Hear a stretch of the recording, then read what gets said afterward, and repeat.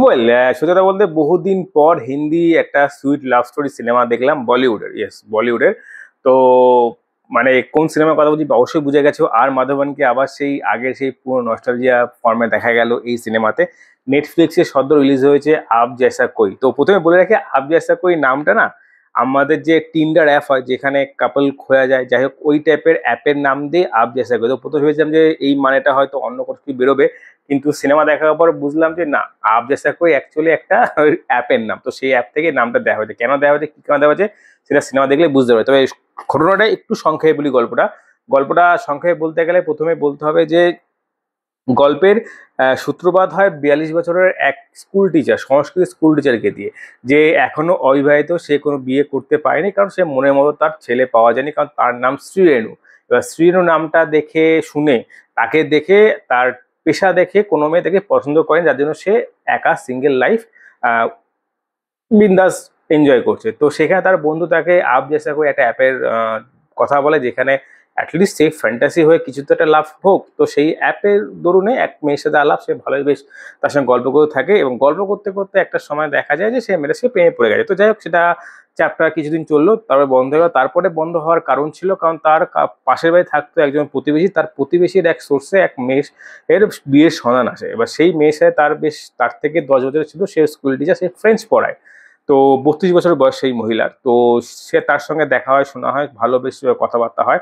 তো সেখানে দেখা যায় যে দুজন দুজনকে বেশ ভালোবাসা শুরু করে, এবং সেখান থেকে গল্পের মেন সূত্রপাত হয়, এবং তারপর আস্তে আস্তে ঘটনা মোড় অন্যদিকে ঘুরে যায়, কারণ মাঝখানে চলে গেছে আপ জেসা কোই আপ, আপ জেসা কোই। তো আপ জেসা কোই কেন তাদের মাঝখানে আসলো, কি কারণে আসলো, সেটা কিন্তু অবশ্যই এই সিনেমা দেখার পর বুঝতে পারবে। তো একটা কথা বলে রাখি, আপ জেসা কোই এই সিনেমাটা না সত্যি খুব সুইট হয়ে বানানো হয়েছে, এবং শুধুমাত্র লাভ স্টোরি দেখানো সেটা নয়, এটা বেসিক্যালি একটা ওমেন বেসিস বলতে পারো, যেটা সিনেমা তৈরি করা হয়েছে, যেখানে হয়তো অনেকে পরকীয়া করা, যেটাকে আমরা খারাপ চোখে দেখি। তারপরে বউদের, বিশেষ করে বিয়ের পর বউদের আমরা একটা বাউন্ডারি সেট করি, যেটা 90s থেকে চলে আসছে, আমাদের বাবা মা করেছে, আমাদের ঠাকুমা দাদু করেছে। তো সেই ব্যাপারটাকে এখানে বেশ সুন্দর করে তুলে ধরা হয়েছে, এবং তুলে ধরার পর আজকের জেনারেশন কি চায়, আজকের জেনারেশন মেয়েরা কি চায়, বউ হিসাবে কি চায়, সেটা কিন্তু খুব সুন্দর করে হালকার উপর দিয়ে বলে দেওয়া হয়েছে।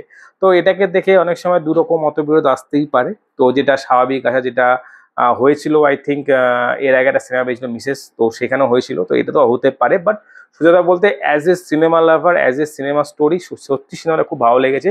বিশেষ করে আর মাধবন আর ফতিমা সানা শেখের যে কেমিস্ট্রি, সেটা ভালো লেগেছে। আর সোজা বলতে আর মাধবন অ্যাজ অলওয়েজ আমার খুব ভালো লাগে।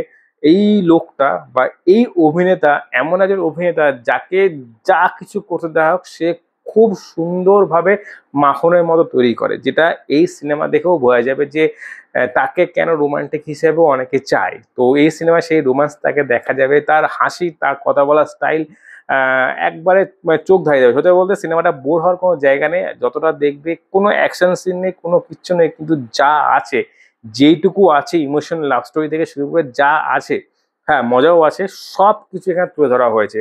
আর ওই যে আগেই বললাম, বিশেষ করে মেয়েদের ব্যাপারটা, ইভেন বাবা তার মেয়েকে পড়াচ্ছে, সেখানেও তার যেটা চাপ তৈরি হয় যে পড়াশোনা শেখার জন্য, স্ট্রং হওয়ার জন্য মাইন্ডলি, বাট তোমাকে শিখতে হবে রান্না, কারণ শ্বশুরবাড়ি থেকে তোমাকে রান্না করতে হবে।